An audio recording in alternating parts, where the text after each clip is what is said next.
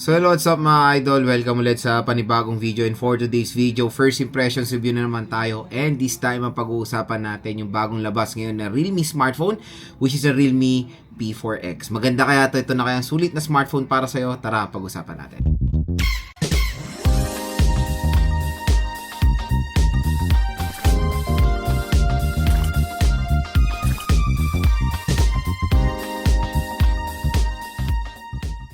So yan mga idol, umaarangkada ngayon ang Realme at medyo marami silang nilabas sa smartphone ngayong May or June 2026.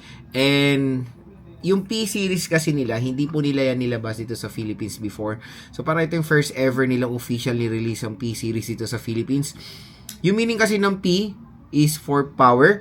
So expect nyo na yung battery performance nito is superb or malaki yung battery nila. Kasi sa ibang bansa yan yung fineflex ng mga P series ng Realme yung kanilang battery performance. Again, ito ay first impressions review.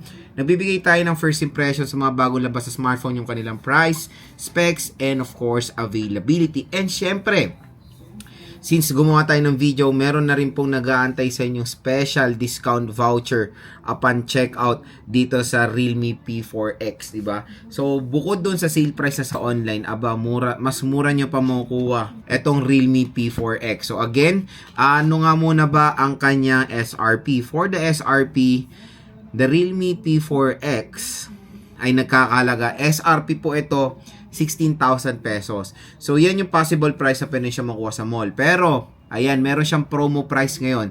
Pwede siya makuha ng 9,500 dito sa ating video. So, tap mo yung video. Dito, shopping button. Dito sa gilid ng video. Mura at bagsak presyo na makuha itong Realme P4X. Dahil, pwede siya makuha at possible price sa 8,000 pesos. Diba? Ganun siya kalupit or ganun siya kababa compare sa kanyang SRP. So, dito sa ating video, tatalakayin natin yung mga specifications niya and yung first impressions ko dito sa smartphone na to. Again, kahit wala pa po yung smartphone, pwede tayong magbigay ng saloobin sa mga bagong labas smartphone kahit sa specifications lang. Kasi syempre, yung mga specification is very familiar naman tayo dyan or very well known naman tayo. Tingnan natin kung sulit nga ba siya sa kanyang presyo. Okay? So again, ababang lang kayo dyan dahil in-order na rin natin itong Realme P4X. Okay? So usapang specifications muna tayo sa smartphone na to. Si Realme P4X ay merong 6.8 inches HD plus 720p resolution. It is IPS LCD display, 900 nits of brightness po siya, and sad to say on-notch display. Sa operating system out of the box, is powered ng Android 16 with Realme UI operating system. The processor is the Unisoc T7250 with 12 nanometer processor at octa-core CPU with a clock speed of 1.8 GHz. And sa GPU, nakamali G57 po ito. It has a dual rear camera system with 50 megapixel main and an auxiliary camera for the secondary camera. And sa front-facing camera, it is 5 megapixels. So yung nasabi ko pala sa inyo, presyo, ang RAM pala nun mga idol is 4 GB of RAM.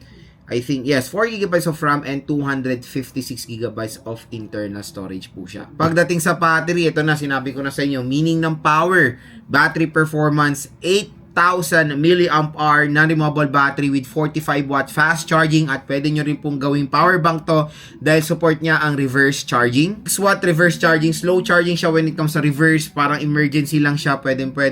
Pero di ba, pwede nyo gamitin power bank yung smartphone nyo. Napakalupit kasi napakalaki ng battery capacity niya. And for the protection, it is protected na IP64 water and dust resistant. Mga idol, na nalaman nyo yung specifications, yung price, availability, and of course, discount voucher. Para makuha yung discount voucher, tap mo yung video. May shopping button dito. Mura at bagsak presyo nyo lang makukuha ang Realme P4X.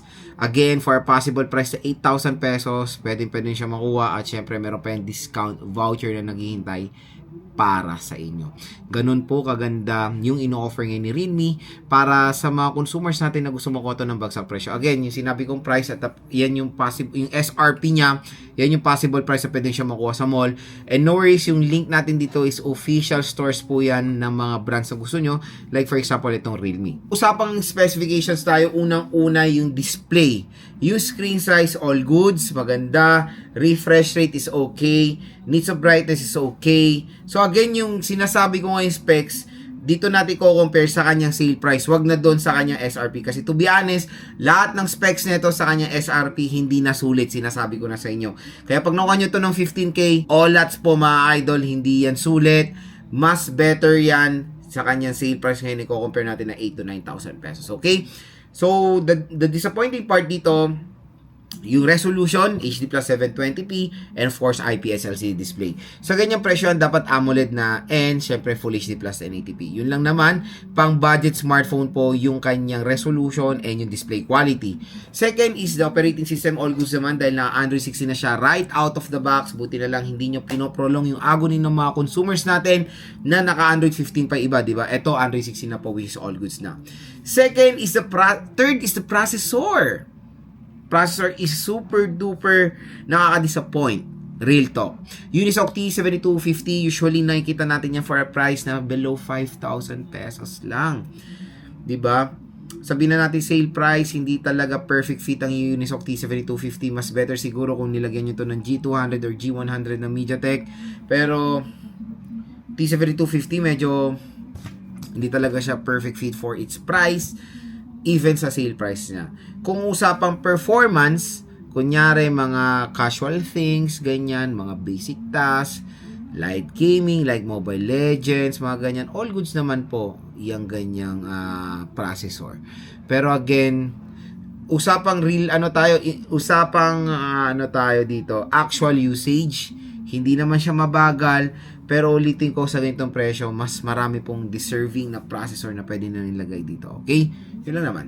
Next, sa camera. Camera is medyo nakaka-disappointed sa karamihan ng mga specification, including the front-facing camera. It's 5 megapixels. Pero the secondary camera, OLEDs din, is auxiliary lens. Doon lang kayo mag-focus sa kanyang main camera na 50 megapixel lang. Ang next is the battery. So, sinabi ko sa inyo, power. Meaning neto, meron tong huge battery performance or great battery performance. Yes, meron tong 8,000 mAh battery capacity. Napakalaki for a smartphone, di ba? So, meron yung feature itong Realme P4X na you can use it as a power bank, di ba?